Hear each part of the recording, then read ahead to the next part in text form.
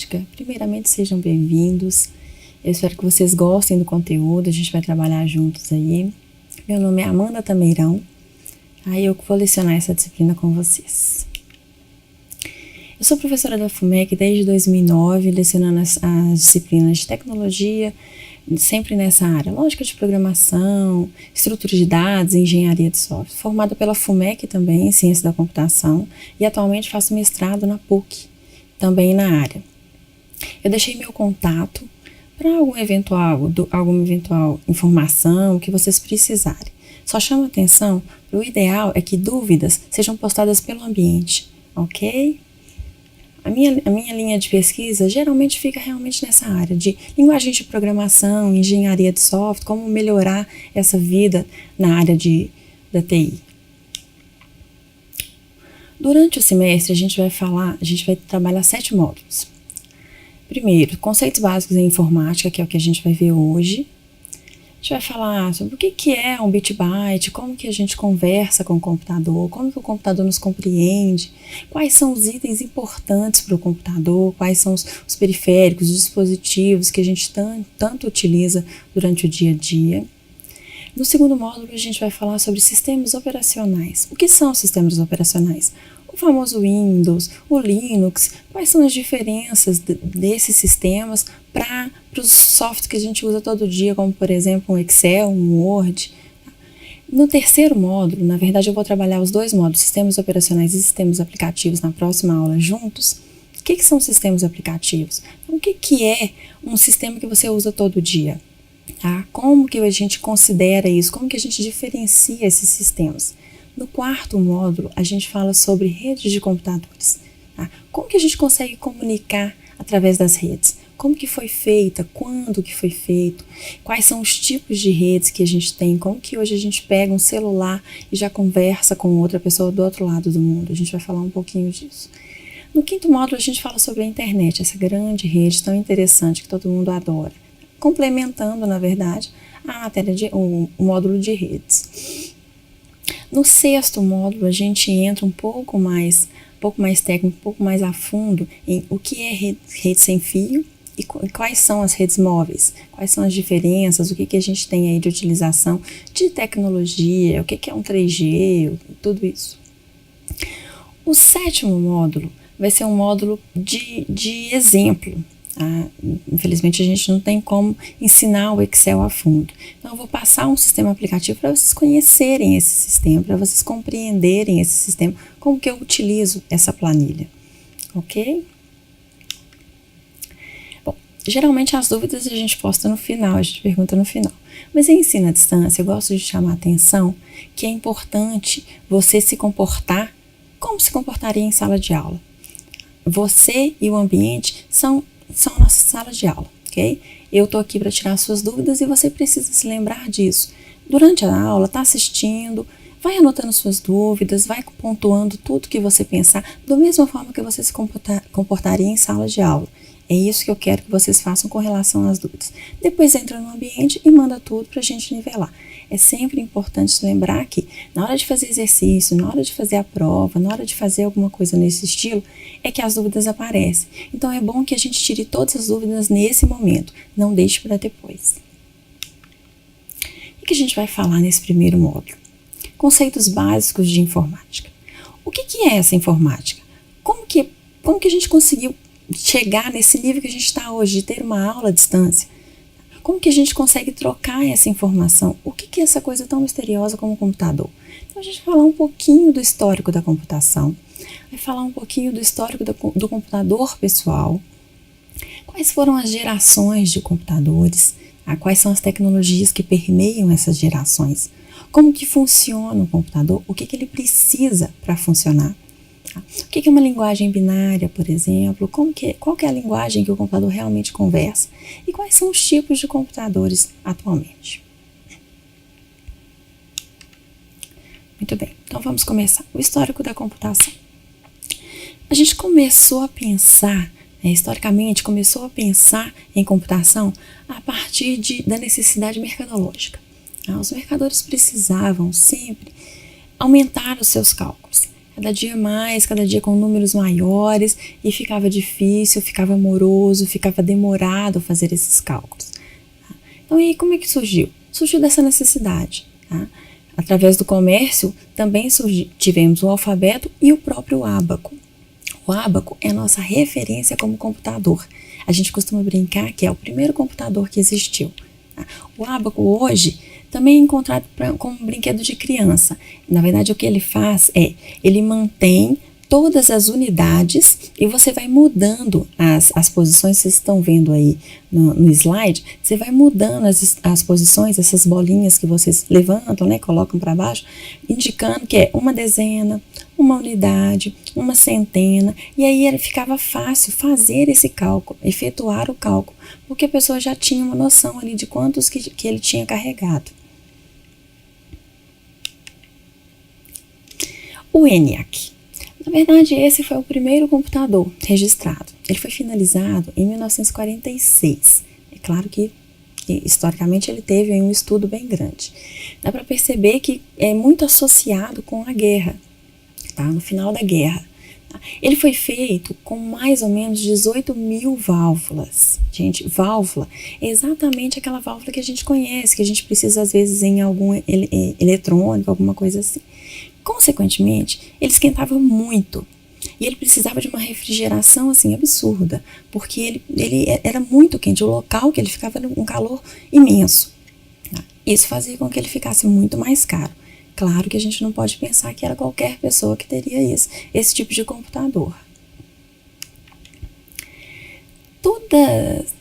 Na verdade, a história do computador, a história da evolução tecnológica, ela é considerada em gerações. Tá? Eu tenho várias gerações e cada geração é marcada por uma tecnologia. Eu sei que vocês falam dessa tecnologia o tempo todo, vocês só não associam com o que realmente aconteceu. Tá? A primeira geração, a gente tem aí uma tecnologia diferente da segunda geração, da terceira, a quarta é onde a gente está parado. Ok?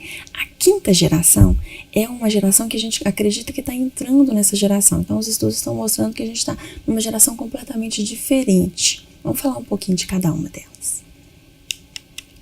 Ok, primeira geração. 1945 até mais ou menos 58. A gente tem a ideia dessa primeira geração. O que é essa geração? Lembra que eu acabei de falar do ENIAC? Exatamente, aquela tecnologia de válvulas. Os computadores eram montados com válvulas. Eram computadores muito grandes, tá? Que necessitavam de muitas válvulas para funcionamento, muitos fios, tá? A dimensão era grande. Eles precisavam de uma refrigeração muito grande, justamente por causa dessas válvulas que esquentavam. O custo, consequentemente, era elevado, porque eu precisava trocar, elas queimavam demais, então eles precisavam trocar as válvulas o tempo inteiro. Necessitava de uma manutenção frequente, também pelo mesmo motivo, a gente vai considerar. Ele tinha pouca velocidade e memória também reduzida. É claro que eu vou chamar a atenção para uma coisa. Em vista do que a gente tinha, considerando o que a gente tinha na época, ele era um computador muito além do que eles imaginavam. Tinha muita memória e muita velocidade. Mas comparado às gerações, era pouco o que a gente tem aí hoje.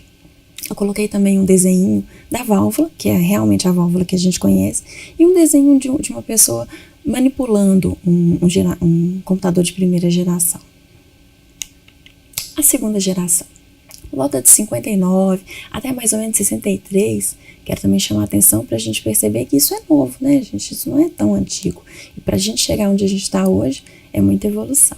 A segunda geração, a gente trocou as válvulas pelos transistores. Reduz o tamanho do computador, tá? Mas ainda eram grandes. Ainda eram computadores que necessitavam de um espaço muito grande. O custo era menor. A tecnologia fez com que esse custo reduzisse e aumentou memória e velocidade. Uma coisa também que a gente vai observar é que memória e velocidade é uma coisa que a gente sempre busca. A gente está o tempo todo buscando aumentar a memória. Eu quero armazenar mais vídeos, eu quero armazenar mais coisas, tá? E eu quero que o meu computador seja mais rápido. Então vocês vão perceber que toda tecnologia, toda geração, ela é marcada exatamente nesse sentido, para tentar melhorar a memória e velocidade. Também coloquei aí um exemplo, né, umas figuras para vocês observarem como era feito. A terceira geração. A terceira geração, de 64 até mais ou menos 79, a gente já começa com a ideia do chip, hoje muito conhecido, né? Não aquele chip, né, de celular, mas é muito parecido, uma tecnologia muito, a gente imagina. Era feito com placa de sólido, né, tecnologia sólida de lógico, microcircuito de silício. A gente evoluiu nesse sentido muito, tanto que eu vou falar de um filme que vocês já devem ter ouvido falar, do Vale do Silício, é justamente fazendo alusão a essa tecnologia. Também aumentamos a memória e aumentamos a velocidade, reduzimos o custo. Coloquei aí para vocês verem, tá vendo? Parece até um bichinho, ele é bem pequenininho. Quando a gente fala de chip, parece muito com o que a gente já viu. A quarta geração. A quarta geração, a gente considera essa quarta geração até hoje, tá? De 1980 é novo, até hoje, ok? A gente mudou a tecnologia do chip, mas ainda é o mesmo chip, ainda mantém a tecnologia de chip. Também diminuímos muito o custo e a dimensão, são computadores bem menores, né? Surge a ideia do microcomputador, o que antes a gente não tinha, porque até então a gente tinha apenas aqueles computadores grandes, os conhecidos como mainframe, tá? A gente só mantinha esse tipo de computador. E é claro que esse tipo de computador, só quem conseguia manter eram as empresas ou alguém que tinha um poder aquisitivo maior. Não tinha essa necessidade toda. Aumenta a velocidade consideravelmente, capacidade de memória, claro, e a gente começa a utilizar a ideia de redes, tá? Amplia muito essa ideia de redes, que é um dos nossos módulos. Utilização da comunicação de dados via internet, aparece aí um pouco da internet, e multimídia, que hoje é um termo até que está caindo. A gente tem tanta tecnologia com relação a isso que hoje é um termo até que a gente nem usa tanto. Eu coloquei aí um desenho do chip que vocês vão perceber que é muito parecido com o da terceira geração. Ele mantém essa proximidade. E eu coloquei também uma foto de um microcomputador. Na verdade, eu vou chamar a atenção para esse surgimento daqui a pouco. A quinta geração. A quinta geração é a geração que a gente está entrando, tá? Então, a gente ainda não tem uma comprovação dessa tecnologia diferente, mas hoje a gente já fala de coisas que a gente antes não falava nem na quarta geração, como, por exemplo, tecnologia para nuvem computacional. O que é essa nuvem computacional? Como que eu faço para armazenar em nuvem, para trocar as informações, para não ter que manter tudo no meu computador ou em algum lugar que eu tenho? Então, essa quinta geração ainda em discussão, mas essa é a evolução que a gente está caminhando. Ótimo. Então, vamos falar um pouquinho aí do surgimento dos microcomputadores. Para começar, eu vou indicar um filme, chama-se Piratas do Vale do Silício. É um filme muito interessante, é um filme que traz uma carga histórica do ponto de vista tecnológico muito grande. E geralmente quando a gente indica filmes assim de história tecnológica, a pessoa sempre pensa, vai ser um filme chato. Não é. Podem ficar tranquilos, podem assistir com tranquilidade, que eu tenho certeza que vocês vão associar muito do que a gente vai falar hoje nessa aula, principalmente, e na próxima, com o que o filme comenta. Vou falar um pouquinho dele. O filme conta a história de dois ícones da área da informática, que é o Bill Gates, que é claro que todo mundo conhece, e o Steve Jobs, que também é de conhecimento. Na verdade, eles foram percussores nesse surgimento do microcomputador. Por quê? O microcomputador, na época, ninguém acreditava nesse projeto. As empresas não acreditavam nesse projeto. Então o filme traz para você a história de como que a Apple e a Microsoft mantém ainda, né, essa rixa, essa briga, tá? Como que historicamente elas mantêm esse histórico aí. Então vai falar um pouquinho o que eu acho interessante na área de TI. Vai falar do surgimento do microcomputador, vai falar do surgimento do mouse, tá? Da própria interface gráfica, que até então a gente não tinha essa interface gráfica. Tá? Ele vai contar a história do software, como é que surgiu esse software, do sistema operacional, porque na época eles estavam entrando com o DOS, eu não sei se todo mundo vai se lembrar do DOS, mas era um sistema operacional que era uma revolução. Eu coloquei, vocês estão vendo aí no link, eu coloquei para vocês um link do YouTube que mostra uma parte desse vídeo, tá? É só uma parte pequena. Eu vou falar também um pouco dela. Quando, na verdade, o microcomputador ele foi criado pelo Paul Wozniak, que era sócio do Steve Jobs, e ele montou esse computador porque ele queria um computador para ele. Ele queria ter um computador, e na época era uma coisa que não era pensado. Montou um computador pequeno, do jeito que a gente conhece. Assistindo o filme, vocês vão ver que ele é até engraçado, tá? Como que ele era tão tosco, tão estranho. Tá? Montou esse computador e ele achava que, como ele trabalhava na época para HP, ele achava que ele tinha que mostrar esse projeto para alguém. Tá? Que ele tinha que mostrar esse projeto para HP porque ele era funcionário da HP. E ele mostrou esse projeto para os executivos da HP e eles não acreditaram. Eles viraram e falaram assim, me explica uma coisa, por que uma pessoa comum vai precisar de um computador? E assim, foi motivo de chacota, né? E isso não aconteceu só em empresas como a HP, aconteceu também na IBM. Então as pessoas não acreditavam que hoje a gente tem muito computador. Tem gente que tem mais de um computador em casa. Tá? Então, como eles eram visionários, tanto o Steve Jobs quanto o Bill Gates, eles eram visionários, eles acreditaram naquele projeto e foram para frente.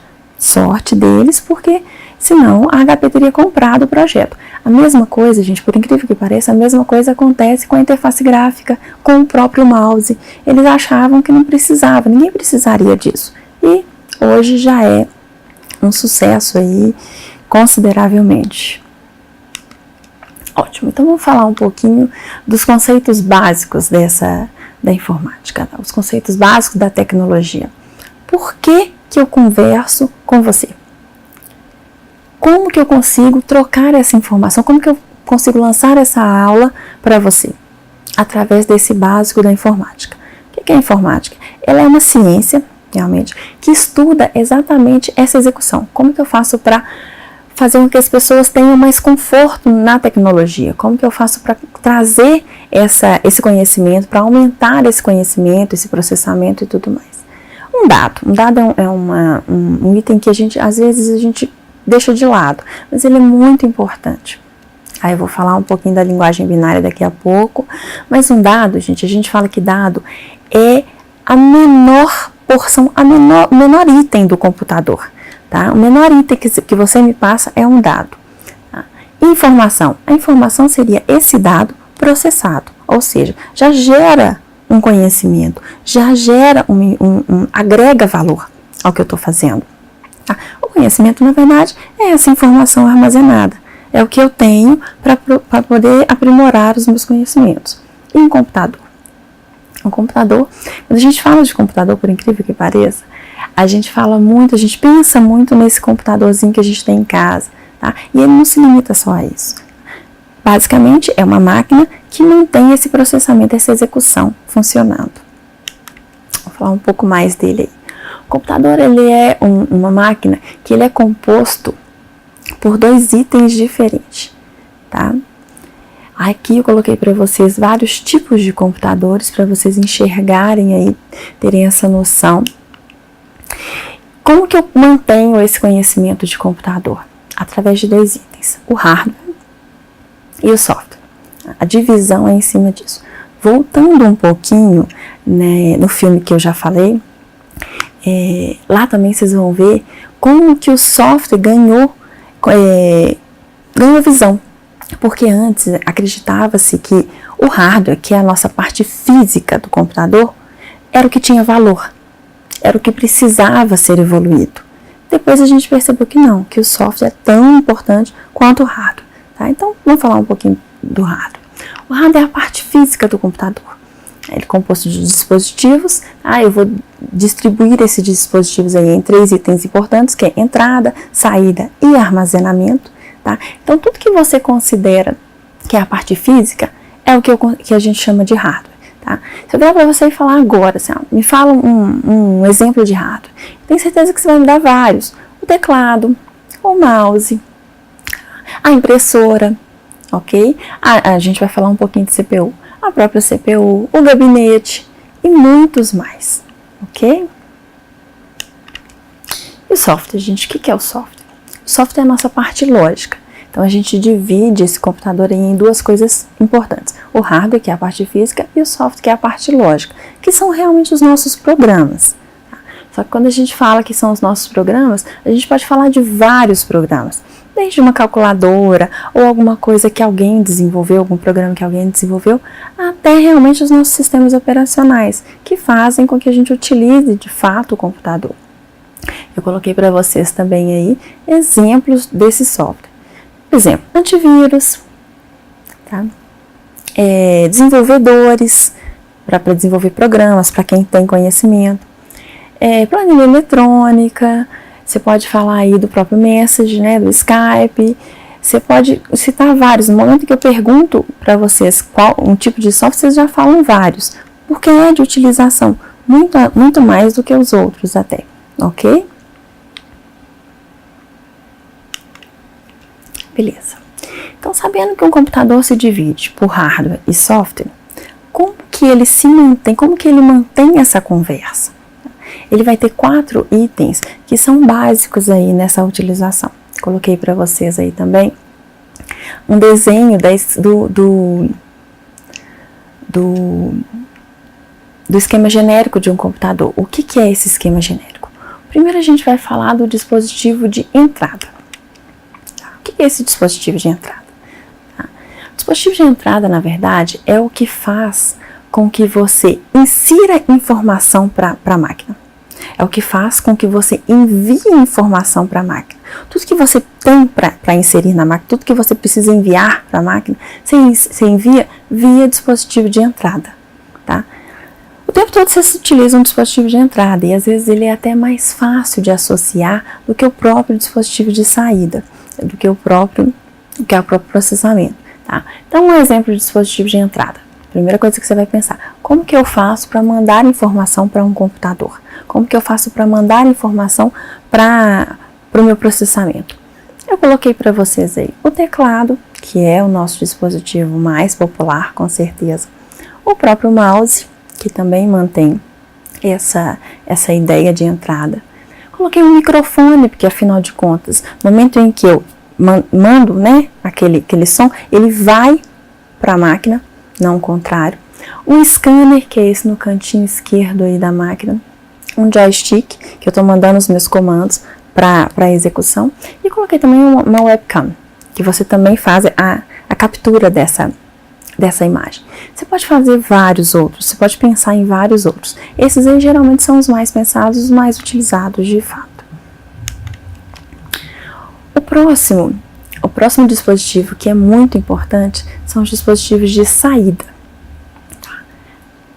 Fazendo uma referência aos dispositivos de entrada, se o dispositivo de entrada insere informação no computador, os dispositivos de saída vão exibir, vão sair, vão liberar essa informação para que a gente tenha acesso, ok? Então, através deles é que a gente tem acesso às informações que estão. O mais comum, no momento que eu pergunto ao aluno, me fala um dispositivo de saída. Claro que vocês falam impressora e monitor, ok? Também conhecido como vídeo. Mas a gente tem aí também a caixa de som, que afinal de contas ela só faz liberação, tá? Eu coloquei para vocês um projetor, um plotter, que também faz a mesma coisa. Ele pega uma informação que foi processada pelo computador e manda essa informação para que você possa utilizar. O terceiro item, muito importante também, é a CPU. A gente fala de CPU também o tempo todo, mas às vezes a gente faz uma alusão à CPU que não é correta. Tá? O que é essa CPU? É a unidade central de processamento. Tá? É nessa CPU que tudo acontece, que toda a mágica acontece. A gente chama de processador, microprocessador ou popularmente como cérebro do computador. Tá? Por que cérebro do computador? Porque é a CPU que faz com que você tenha essa informação disponível, com que você insira essa informação, com que você libere essa informação. É através dessa CPU que você faz isso. Coloquei aí a divisão da CPU. A CPU, na verdade, ela tem duas partes básicas. A primeira é a unidade aritmética e lógica. que faz essa unidade aritmética e lógica? A unidade aritmética e lógica, ela é responsável pelos cálculos, tá? E por operações lógicas. Então, por exemplo, toda vez que eu tenho que somar alguma coisa, que subtrair alguma coisa, que dividir, são cálculos básicos. É sempre importante lembrar. Dividir, multiplicar, que são as operações básicas, é a unidade aritmética e lógica que executa. Toda vez que você insere alguma coisa nesse tipo no computador, a CPU pega, manda para a unidade aritmética e lógica, e a unidade aritmética e lógica faz esse processamento e devolve. Ele também é responsável por operações lógicas, como por exemplo, comparações. Tá? Se alguma coisa é igual a outra, se é maior, se é menor, se é diferente, maior igual, menor igual. Então essas operações lógicas são feitas por essa unidade que faz parte da CPU, que é a unidade aritmética e lógica. A unidade de controle, ela sim, ela é responsável por controlar o processamento. Imaginem o seguinte, eu pego uma informação, abri o meu documento e comecei a escrever. No momento em que eu comecei a escrever, vou mandar processar alguma coisa, vou mandar executar alguma coisa, a unidade de controle é responsável por pegar o que você mandou, através de um dispositivo de entrada, executar tudo que é necessário. Então, por exemplo, ela vai, eu vou precisar imprimir.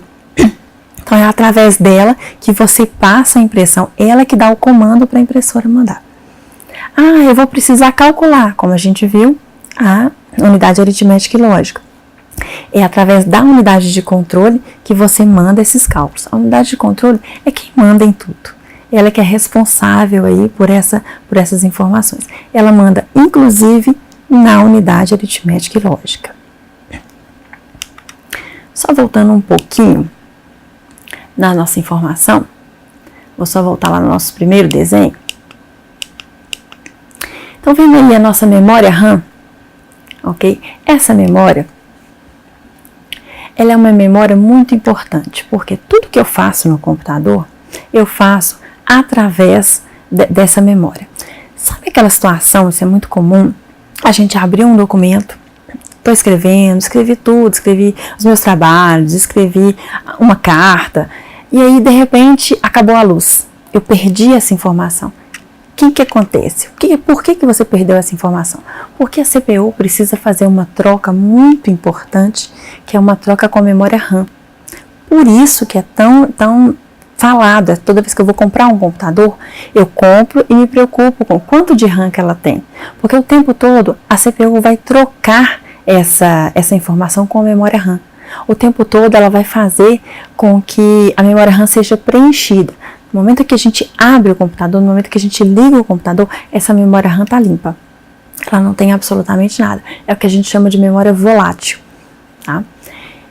À medida que eu vou evoluindo, que eu vou melhorando, que eu vou aumentando aí os processamentos, vou mandando executar alguma coisa, vou mandando escrever alguma coisa, vou mandando calcular, ele vai trocando informação com a memória RAM. Ele manda a informação para lá e pega para processar. Ele vai trocando o tempo todo. Por isso que a gente tem que preocupar. Quanto de RAM que tem o meu computador? Quanto de RAM que o meu computador que eu vou comprar? Por isso que sempre tem essa informação na descrição da venda. Tá? Chamando atenção também para a memória RAM, que é a nossa memória volátil, vocês perceberam que ela perde tudo quando eu desligo. Né? Então, ela precisa da energia elétrica para funcionar. Uma memória que trabalha também paralelo com ela é a memória ROM, que é a memória apenas de leitura. É nessa memória ROM que eu tenho as informações do computador. Tá? Tudo que eu tenho no computador, eu insiro via memória ROM. É lá que está contida a minha informação. Sabe quando você liga o computador e de repente dá aquele barulhinho? É porque ele está fazendo toda a leitura do que é aquele computador. O que ele tem, quanto que ele tem de memória, de armazenamento e tudo mais. Ok? Então vamos evoluir aí para a própria linguagem. Tá. Eu falei com você do dispositivo de entrada, que é para inserir informação pelo computador. Falei com você do dispositivo de saída, falei para você da memória, como que a CPU troca essa informação na memória, e da própria CPU, que faz a execução. Tá? Agora tem um pequeno problema nisso tudo. A gente fala de um jeito e o computador nos compreende de outro. A linguagem do computador é o que nós chamamos de linguagem de máquina. É uma linguagem que é conhecida como linguagem binária, ok? Essa linguagem binária, ela está distante do que nós conhecemos. A base dessa linguagem binária é o que nós chamamos de bit. De uma maneira mais grosseira, né, de uma maneira mais prática, é mais ou menos assim. Toda vez que a gente tem um circuito, a gente trabalha através do circuito, toda vez que passar tensão, ele faz uma representação. Ah, não passou nada, não passou tensão, não passou nada. Ele faz outra representação. Então, a base dela, a gente representa por 0 ou 1, sempre. Todo bit é representado por 0 ou 1, ok? É a menor representação de um dado. Então, toda vez que eu te falo que eu tenho que trocar alguma coisa, o mínimo que ele vai trocar é um bit, tá? Passou tensão, não passou tensão pelo circuito. Lembram, pra vocês terem uma noção de como que a gente tem acesso, como que a gente tem contato com essa linguagem? Lembram no filme Matrix? Que o tempo todo eles mostravam aquela sequência de 0 e 1 para montar as pessoas, para fazer a troca de mundos e tudo mais, aquela sequência de 0 e 1. Aquilo ali, na verdade, é fazendo alusão à linguagem binária, que é a linguagem que o computador conversa. Tá? Como que eu monto alguma coisa pelo computador? Por linguagem binária. Okay? Então, o que é bit byte? O bit eu já expliquei para você, é essa representação mínima aí que é 0, 1 e um byte. Um byte, gente, é um conjunto de 8 bits. Cada 8 bits, ele vai ter uma representação para mim. Ele vai representar um caractere, tá? Então, tudo que eu escrevo em byte. Byte já é mais próximo do mundo de vocês, já é mais próximo do que vocês já conversam, já conhecem, porque o nosso armazenamento, esse meu arquivo tem tantos bytes, tem tantos megas, não é? Exatamente por causa disso, a gente vai chegar nesse momento aí. Beleza. Então, um byte, eu coloquei um exemplo aí para vocês, um byte é um conjunto de 8 bits, então eu coloquei um byte aí, 0, 1, 1, 0, 0, 0, 0, 1. Isso é um byte. Que na tabela decimal, né, na base decimal, representa o número 97. E como caractere é a letra A minúscula. Por que eu sei disso? Através de uma tabela de conversão muito importante para a gente, que é a tabela ASCII 2. É o código padrão americano para a troca dessas informações. Então, é baseado nessa tabela que a gente sabe que 0, 1, 1, 0, 0, 0, 0, 1 para o computador significa o A minúsculo para a gente. Todas as vezes que você for escrever, no meu caso, por exemplo, vou escrever Amanda, todas as vezes ele vai trocar o A, o M, o A, o N, o D e o A, cada um terá a sua representação em 8 bits. Ok? Eu coloquei aí para vocês em vermelho, para vocês verem esse byte e a representação no decimal e o A minúsculo. Cada caractere, inclusive o A maiúsculo, ele tem um byte diferente, ele é escrito de uma forma diferente. É essa conversão que o processador, que o computador faz para poder chegar a você e o contrário também, para você chegar até ele. Agora as unidades métricas. Essas unidades são utilizadas o tempo todo por nós. Então, cada conjunto de x bytes, por exemplo, 2 elevado a 10, 1024 bytes. O que é 1024 bytes? Isso é um kbyte, tá? Que é um kilobyte. Isso já faz parte do mundo de vocês, porque eu vou comprar computador, eu vou pensar quanto de RAM que eu tenho, já falei de memória RAM, quanto que eu tenho de HD, a gente vai falar de HD daqui a pouquinho, tá? Quanto que eu tenho de armazenamento? Eu quero comprar um pendrive. Também vou pensar quanto que ele armazena. Então, na verdade, o que você está pensando é quantos bytes você armazena e, consequentemente, você multiplicaria por 8 quantos bits que você conseguiu armazenar. Tá? Então, eu tenho aí, 2 elevado a 10, sempre na base 2, ok? Vocês vão fazer esse cálculo. 2 elevado a 10, eu vou ter 1 kilobyte, que a gente chama como kbyte. Megabyte, 2 elevado a 20, eu vou ter essa evolução, tá? Gigabyte também é uma palavrinha muito conhecida, até bares, lanchonetes, é justamente fazendo essa alusão com o armazenamento. Terabyte. Antes, a gente não imaginava um armazenamento tão grande, tá? A gente ficava ali no megabyte, gigabyte, estava tudo muito bom. Hoje, a gente já consegue comprar computadores em terabyte. Vocês viram como é que a gente está evoluindo. É claro que a utilização de vídeos, de músicas, arquivos cada vez maiores, isso exige muito, tá? A partir do tera, petabyte, exabyte, zettabyte, yottabyte, tudo isso ele tem uma representação de quantos bytes que eu vou armazenar. Parece distante do nosso mundo, isso é verdade. Às vezes a gente pensa, nossa, nunca que eu vou ter um computador em yottabyte, tá?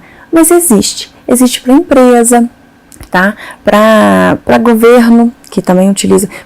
As empresas que precisam, os locais que precisam de um armazenamento muito grande, geralmente a gente evolui aí com relação acima do tera, com certeza. Lembrando que hoje a gente já compra assim computadores em tera, já falamos em terabyte. Eu vou só chamar a atenção para uma coisa muito importante. É muito comum a gente pegar, por exemplo, uma propaganda e oferecer para você, aqui a gente tem internet de 10 mega, não é? E aí a gente fala, eu já aprendi lá na informática, 10 mega é megabyte. Tá, mas aí é diferente. Quando eu falo megabyte com B maiúsculo, quando vocês virem o megabyte com B maiúsculo, aquela ali é uma representação de armazenamento. Ou seja, quanto que eu posso armazenar.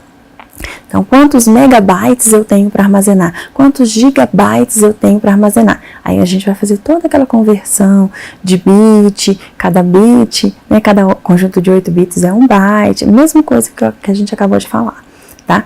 Agora, quando eu falo de internet, quando eu falo de velocidade, a representação é com B minúsculo. Tá? Porque eu não estou falando que eu vou te oferecer uma internet com megabytes, eu estou falando de uma internet com megabits, ou seja, qual que é a velocidade de transferência, o cálculo realmente é feito em bits, qual que é a velocidade de transferência que eu consigo, tá? Então eu estou te oferecendo uma banda larga, quanto que eu consigo transmitir, qual que é a velocidade que eu tenho para essa transmissão. Hoje também está muito em alta, de quanto que você me oferece, quanto que realmente você consegue efetivar essa transmissão, mas toda vez que você achar algum anúncio, alguma coisa, alguém for te vender, sempre lembra disso. Olha, tá me falando quanto que ele consegue transferir, não de quanto que ele consegue armazenar, porque do contrário era megabytes mesmo, ok?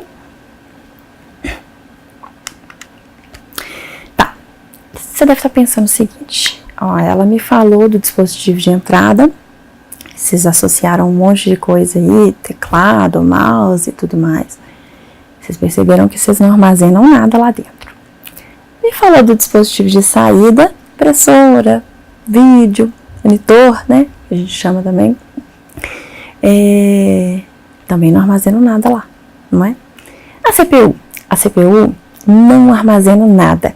Chamando a atenção também que CPU, gente, não é, vocês viram a foto, não é aquele gabinete, não, aquela caixa que a gente chama de gabinete. CPU é o nosso processador, é o nosso chip, tá?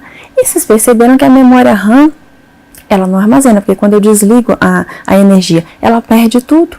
Então, afinal de contas, onde é que eu deixo tudo que eu preciso? O esquema genérico do computador é aquele que realmente que a gente já falou. Mas para armazenar as suas informações, para você manter as suas informações em algum local, nós possuímos o armazenamento secundário. E é através dele que nós temos esse armazenamento importante, ok? Tenho aí vários exemplos. O tempo todo que eu preciso falar com vocês, eu consigo falar desse armazenamento. Hoje muito em alta, o pendrive, eu coloquei na fotinha aí para vocês. O disquete, mas o disquete a gente sabe que já está em desuso, já está saindo. Fita, esse no seu canto esquerdo, seu canto direito aí, é fita. Fita é muito utilizada principalmente por empresa, tá? Para fazer backup, para manter backup e tal. Os próprios CDs e DVDs, hoje também a gente tem a ideia, né? Essa evolução aí em Blu-ray, em HD DVD, que também são exemplos de armazenamento secundário. E no nosso canto esquerdo ali, no nosso canto mais acima, a gente tem o HD. Tá? O HD, disco rígido, tá? É também representado, mas isso depende do que você faz, mas ele é representado por aquela letrinha C, 2 pontos, tá? O que você está fazendo? Você está pegando o disco rígido da sua máquina e jogando as suas coisas lá. É o armazenamento secundário, porque afinal de contas o esquema básico, ele não faz esse armazenamento em lugar nenhum, ok?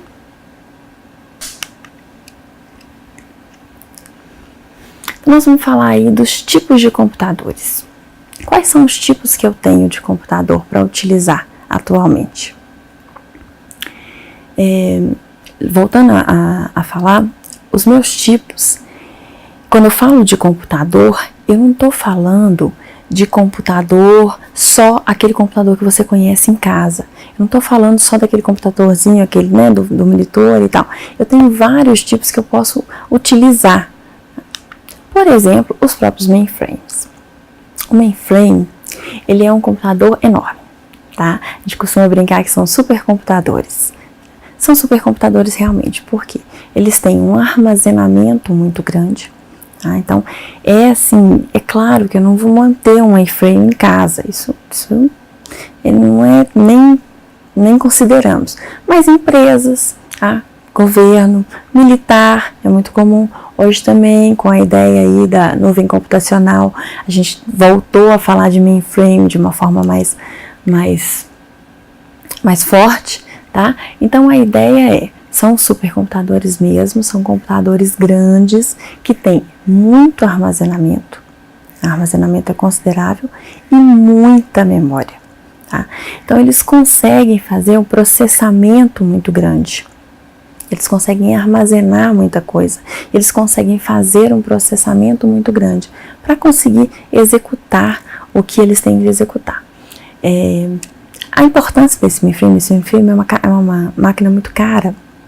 Uma máquina que requer uma manutenção cara, é uma máquina que para comprar também é cara. Hoje a referência para mainframe, geralmente é a IBM, essa venda de mainframe é muito referenciada em cima disso, né? Então geralmente Sebrae, empresas de governo, militares, é quem mantém mainframe. Servidores. O servidor é uma máquina que ele tem carinha de computador pessoal. Tá? Ele parece realmente com um computador pessoal. Tá?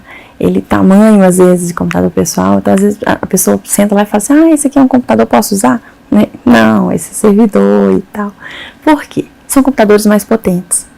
São computadores que têm um armazenamento maior, que têm um processamento maior. Tá? São computadores que mantêm aí essa utilização. Vocês utilizam servidores o tempo inteiro, por exemplo, quando vocês acessam o e-mail de vocês, tá? Vocês estão utilizando, na verdade, vocês estão acessando um servidor de e-mail, tá? Eu vou olhar as minhas notas da FUMEC, vai acessar um servidor, ok? Você vai ter que, o tempo todo a gente tem essa utilização de servidor, às vezes a gente não tem essa noção de ser um servidor, mas é assim que a gente considera. Ele está ali para exatamente o que o nome diz, para servir para alguma coisa. Então, ele oferece dados, e-mails, tá? Todo tipo de informação a gente armazena em um servidor. Os notebooks. Na verdade, a gente pode dividir isso daí em notebooks, tá? Em outros computadores móveis que a gente considera, tá? O próprio netbook, tá? A diferença do netbook para o notebook, geralmente ela fica ali porque o netbook, ele não tem, a ideia de um netbook não é ser de utilização mais pesada, por exemplo. Geralmente ele não tem utilização para CD, tá? Ou ele tem uma memória um pouco menor. Então a diferença básica atualmente é essa. O que é um notebook? É um computador móvel. É um computador, na verdade, que eu consigo levar para qualquer lugar, para onde eu for. Então eu pego aquele computador e carrego para o meu serviço, consigo ultrapassar aí barreiras com ele, o que a gente não considerava em um computador pessoal, que a gente não fazia essa utilização em computador pessoal, ok? Mas a utilização dele é muito próxima com a ideia de computador pessoal. O computador pessoal, gente, só voltando um pouquinho, o computador pessoal, a ideia de um computador pessoal, ele não é ser computador pesado, tá? Não, ele não tem essa utilização assim de, eu quero muita memória, muito processamento. A ideia de computador pessoal é ser pessoal, ter pouca memória, pouco armazenamento, tá? Eu conseguir manter ali o que eu preciso.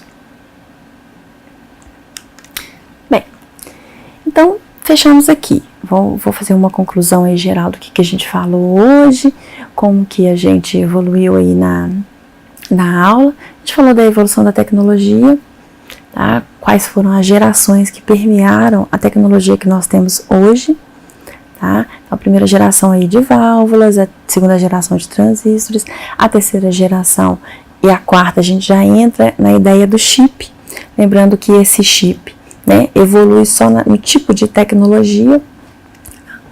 Na segunda parte a gente falou do esquema genérico de um computador, o que é um dispositivo de entrada, o que é um dispositivo de saída, tá? O que é a própria CPU, que a gente tanto fala, eu vou comprar um processador tal, eu vi um computador do tipo tal, que é do processador de geração tal, então por que eu preciso desse processador, por que eu preciso dessa CPU, tá? Associamos também com a memória RAM e memória ROM, o que eu tinha aí de memória para utilizar, como que eu utilizei essa memória, como que eu precisei dessa memória, trocando informação o tempo todo com a CPU. Tá? A gente falou de armazenamento secundário, onde é que você armazena os seus dados, onde que você armazena as suas informações, porque hoje a gente carrega aí um pendrive, né, um HD externo também muito utilizado. Para falar disso tudo, a gente precisou saber o que é uma linguagem binária, tá? Que é conhecida como linguagem de máquina, como que a linguagem binária ela faz essa conversão para poder conversar conosco. E vimos um pouco aí dos tipos de computadores, quais são esses tipos, como que eles se dividem, como que a gente troca essa informação. Bom, voltando a falar das dúvidas, eu vou pedir para vocês postarem todas as dúvidas que vocês anotaram, tudo que vocês tiveram aí durante a aula, o que vocês enxergaram, né, o que vocês não compreenderam muito bem, ou o que vocês têm, de repente ler um artigo, ler uma notícia que ficou em dúvida, ou conseguiu associar, pode mandar pelo ambiente, manda para a gente responder e até para eu saber onde é que você precisa atuar. E não esqueça também de fazer a atividade do módulo. É muito importante até para pontuar tudo isso, para você nivelar o conhecimento, para você nivelar o que você compreendeu ou não. Na próxima aula, a gente vai falar de 2 módulos, que são sistemas operacionais. Eu coloquei para vocês aí 2 exemplos de sistemas operacionais. O Windows, tá? Eu tenho sistemas operacionais da Apple, tá? O Linux, Unix. Hoje também a gente fala muito dos sistemas operacionais, principalmente por causa da utilização em celulares, tá? Android, tá? Tudo mais. E a gente vai associar esse conhecimento de sistemas operacionais, tá? Como é que ele trabalha, o que ele é e tal, com os sistemas aplicativos, tá? Como que eu consigo utilizar um sistema aplicativo? Como que eu consigo utilizar uma calculadora? Tá? O que são esses sistemas? Como que na hora de baixar um software qualquer, um programa qualquer, eu tenho que me preocupar com o tipo daquele software? Por que alguns softwares têm uma descrição ou liberam algumas funcionalidades e outros não? Tá? Por que alguns não têm cobrança e outros têm? A gente vai falar disso tudo, a gente vai explicar um pouco disso daí. Bom, gostaria de agradecer a presença de vocês, tá? Eu espero ter contribuído para o conhecimento de vocês e até a próxima aula.